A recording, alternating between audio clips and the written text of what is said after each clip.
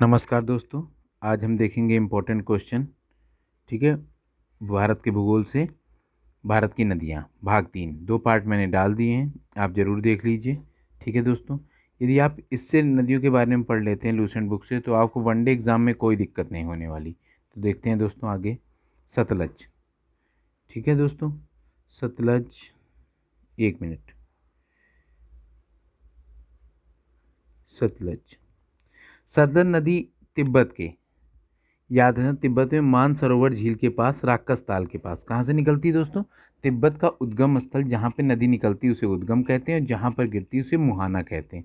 तो उद्गम, जहाँ पे नदी निकलती है उसे उद्गम और जहाँ पे गिरती है उसे संगम या मुहाना कहते हैं। लंबाई दोस्तों कुछ नदियों की याद रखनी है, लेकिन आपको जितना मैं बताऊँगा उतना ही।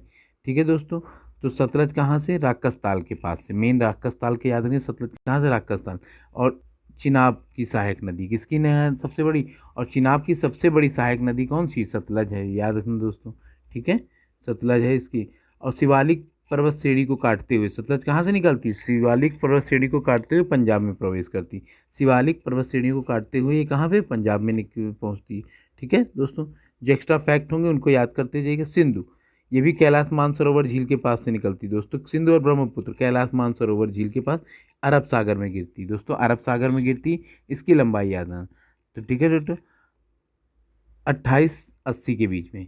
इसकी सभी सहायक नदियां हैं। सतलज भी है, सतलज चिनाब की है, चिनाब है, रावी, व्यास, सतलज, जो हमारे पे क्या पांचों नदियां जो है वो इसकी सहायक नदी हैं। ठीक है दोस्तों, इसके बाद रावी। रावी के बारे में याद रखने, रोहतांग दर्रे, रावी और व्यास दोनों कहाँ से निकलती? रोहतांग दर्रा हिमाचल प्रदेश। कहाँ पे? रोहतांग दर्रा हिमाचल प्रदेश से, ये याद रखिएगा। ठीक है दोस्तों, लंबाई आपको नहीं याद करनी है। ठीक है, और फैक्ट देखो, कुल्लू घाटी में बहती हुई धौला धर पर्वत के पार करते हुए पंजाब के मैदान में पहुंचती है, जिसके बारे में आपको पढ़ना है व्यास के बारे में। झेलम, झेलम कहाँ से निकलती? बैरीनाग पे। बैरीनाग जम्मू कश्मीर में दोस्तों, शेषनाग झील के पास। दोस्तों शेषनाग, जितनी झीलों में नाग आ जाता है वो जम्मू कश्मीर लगा देंगे आप। ठीक है, चिनाब की सहायक नदी है। झेलम किसकी? चिनाब की सहायक नदी है। बात समझ में आ गई। जम्मू कश्मीर का शिकारा और वाजरे मतलब यहाँ पे चलाए जाते हैं। जितना फैक्ट बता रहा हूँ उतना याद कर लीजिएगा। आपको गंगा, गंगोत्री, गंगा क्या है दोस्तों? गंगोत्री से, गंगा, गंगोत्री और यमुना, यमुनोत्री। यमुनोत्री याद है, यमुना, यमुनोत्री आपका कहाँ? बंगाल की खाड़ी में और ये प्रयागराज में, इलाहाबाद के पास। गंगा की लंबाई 25-25 कितनी है? 25-25। और याद है यमुना की कहीं कहीं 1600 मिलेगी। कितनी मिलेगी दोस्तों? 1600। ठीक है, एक्स्ट्रा फैक्ट देख लेते हैं।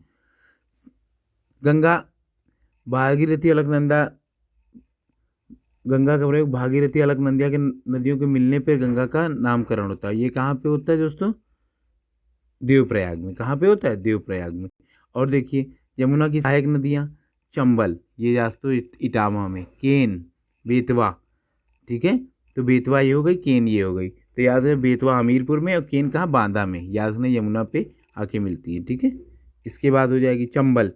दोस्तों चंबल को याद रखिएगा, मध्य प्रदेश में जनापाव, जनापाव की पहाड़ियाँ कहाँ पे हैं? जनापाव की पहाड़ियाँ। जितना मैं कर रहा हूँ उतना याद कर लेंगे तो आपको इसमें से मिल जाएगा। और इटावा में, कहाँ पे?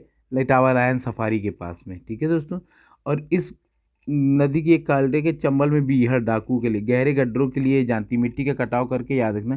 काली, सिंध, पार्वती। ठीक है, और इसको मत याद रखिए, बनास, ये सब नदियाँ इसकी सहायक हैं। जितनी अंडरलाइन कर रहा हूँ उतना ही पढ़ लेंगे। रामगंगा, दोस्तों रामगंगा के बारे में रोचक तथ्य बताते हैं, नैनीताल के पास से निकलती है। बात समझ में आ गई। और कन्नौज, इत्र नगरी कन्नौज के पास से गंगा में मिल जाती है। ठीक है दोस्तों, और रामगंगा जो ये नदी है ये जिम कॉर्बेट नेशनल पार्क के बीचों बीच से निकलती है। तो ज़्यादा जानवर कहाँ से पानी पीते हैं? यहीं से पीते हैं, ऐसे याद रखिएगा। ठीक है, शारदा, काली गंगा के नाम से जाना जाता है। शारदा को किससे? काली गंगा के नाम से जाना जाता है। किमायू की मतलब किमायू हिमालय की पहाड़ियों से निकलती, बहराम घाट के पास घाघरा नदी में मिल जाती। बहराम घाट के पास क्या है? घाघरा नदी में। ठीक है, और इसकी सहायक नदियाँ आप देख सकते हैं, सरयू के कोई लेना देना नहीं है।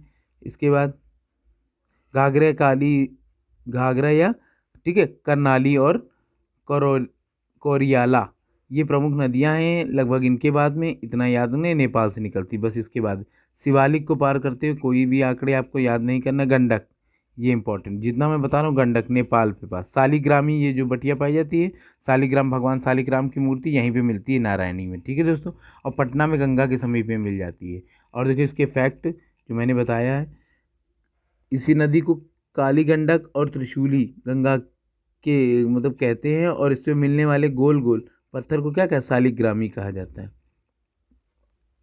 कोसी, कोसी को गोसाईनाथ की पहाड़ियाँ पाई जाती है, और बात समझ में आ गई कि नहीं।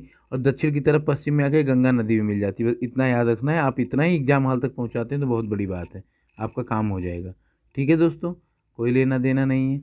इसके बाद बेतवा, बेतवा याद जानते हैं, बेतवाती। उसके बाद ये क्या है, रायसेन जिले के पास से निकलती बस है, कुमारा गांव के पास, अमरकंटक के निकट के पास का इलाका है, देखिएगा।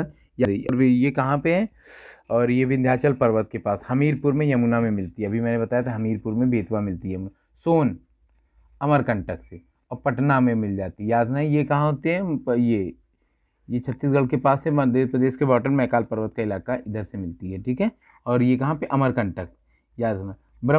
ब्रह्मपुत्र, ब्रह्मपुत्र कहाँ से निकलती है, मानसरोवर झील के पास से। कहाँ से निकलती है, मानसरोवर, बंगाल की खाड़ी में गिरती है। इसकी लंबाई याद रखिएगा, ठीक है दोस्तों। याद, भारत में कितना बहती है ये हो जाती है। अब इसके फैक्ट देख रहे हैं, ठीक है दोस्तों। दिबांग, लोहित, कामेंग, ठीक है, सुबनसिरी, मानस, ठीक है, मुथिमिरी, धन सिटी, ठीक है। ये तिस्ता, याद, ये इंपॉर्टेंट, तिस्ता बांग्लादेश में जाती है। और याद रखना, तिस्ता भारत की सबसे तेज बहने वाली नदी जो चलती है, सबसे तेज चलने वाली नदी कौन सी है, तिस्ता है। इसके बाद नर्मदा, नर्मदा कहाँ से निकलती है, अमरकंटक से। कहाँ निकलती है, अमरकंटक से। और गिरती कहाँ है, खंबात की खाड़ी में। कहाँ भी गिरती है, खंबात की खाड़ी में, बात समझ में। और याद रखना इसके बारे में, जबलपुर में भेड़ा घाट के पास कपिल धारा, दुग्ध धारा, ये प्रमुख यहाँ की में एस्चुरी का निर्माण करती है। एस्चुरी मतलब दोस्तों वो होती है जो नदियाँ अपने साथ कंकड़ पत्थर लेके चलती हैं, एस्चुरी या रिफ्ट के, याद रखना। और गिरती कहाँ है, खंबात की खाड़ी, गुजरात में।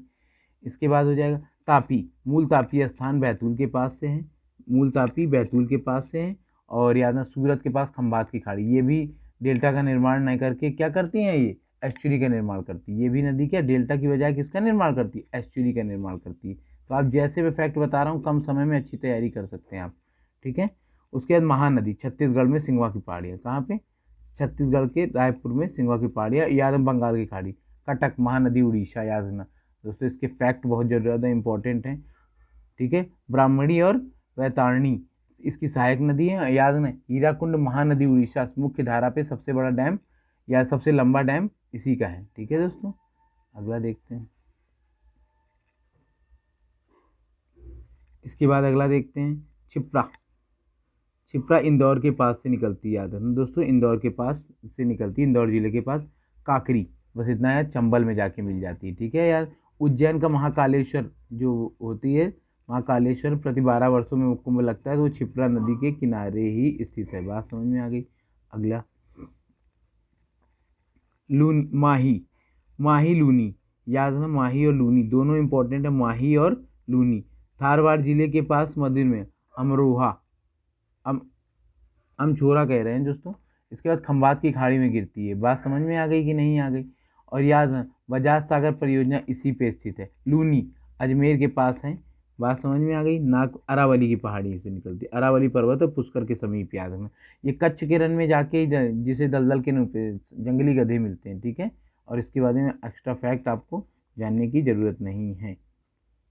अब सोम, उदयपुर के पास, बस याद रखना जगह से, उदयपुर जिले के पास का बीछा में, ठीक है, बीछा मेड़ा में मिलती है, ठीक है। और इतना याद रखना, कोई माही नदी में जाके मिल जाती है। उसके बाद साबरमती, साबरमती अरावली की पहाड़ी से है, याद रखना, खंबात की खाड़ी में ये भी गुजरात है। बनास, वन की आशा के लिए, ठीक है। खमनौर पहाड़ियों पे चंबल में रामेश्वरम के नज़दीक हो जाती है, बात समझ। यह एकमात्र नदी जो संपूर्ण चक्र में राजस्थान को पूरा कर लेती है, मतलब यह एकमात्र, ऐसे कई बार पूछा जाएगा कि क्वेश्चन, यह एकमात्र नदी ऐसी जो चक्र के कारण पूरा सहायक नदी से मतलब इसको कवर कर लेती है। इसके बाद हो जाएगी बाणगंगा, बाण, उतना ही दोस्तों मैं कम समय में पढ़ा रहा हूँ जो आपके पेपर है। बाणगंगा क्या है, बैराट पहाड़ के जमुना के पास निकलती है। कृष्णा महाबालेश्वरम बंगाल की खाड़ी में, इसके बारे में एक्स्ट्रा फैक्ट देखते हैं, ठीक है। भीमा इसकी प्रमुख नदियाँ हैं, सहायक नदियाँ हैं, और ये बंगाल की खाड़ी में गिरती है। इसके बाद गोदावरी नासिक जिले के पास से, और नासिक में अंगूर उत्पादन के लिए प्रायद्वीपी भारत की सबसे लंबी नदी है, और इसे क्या कहते हैं, वृद्ध गंगा। इसके बाद देखिए इसे वृद्ध गंगा, दक्षिण गंगा कहा जाता है, गोदावरी की सहायक में, ठीक है। पेन गंगा, इंद्रावती, ये मेन नदियां हैं, ठीक है। वैन गंगा और वर्धा, ये इंपॉर्टेंट, आप इनको याद रखेंगे तो ज़्यादा अच्छा रहेगा।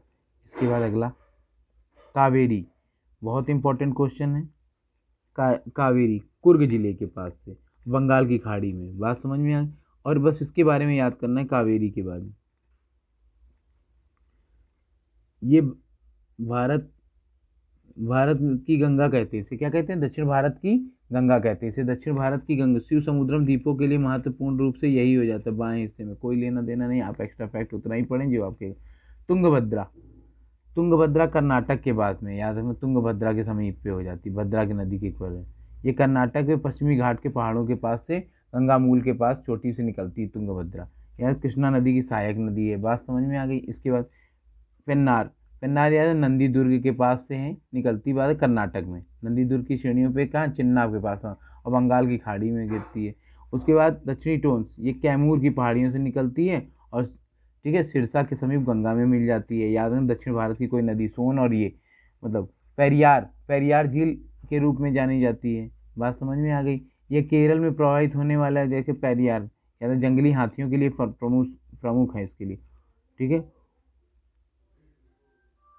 उमियम नदी, ये क्या मेघालय में जाती है। हुगली, हुगली क्या है, ये गंगा की एक शाखा है जो धुलिया में पश्चिम बंगाल में दक्षिण को अलग कर देती है, बंगाल की खाड़ी में गिरती है, बात समझ में आ गई। ये ज्वारी प्रवाहित नदी है, मुख्य रूप से सबसे बड़ा, ये नदी मुख्य में भारत की सबसे बड़ा मतलब मुख्य द्वारी है, जो ज्वारी नदी के रूप में जाना जाता है, ठीक है। उसके बाद हो जाएगा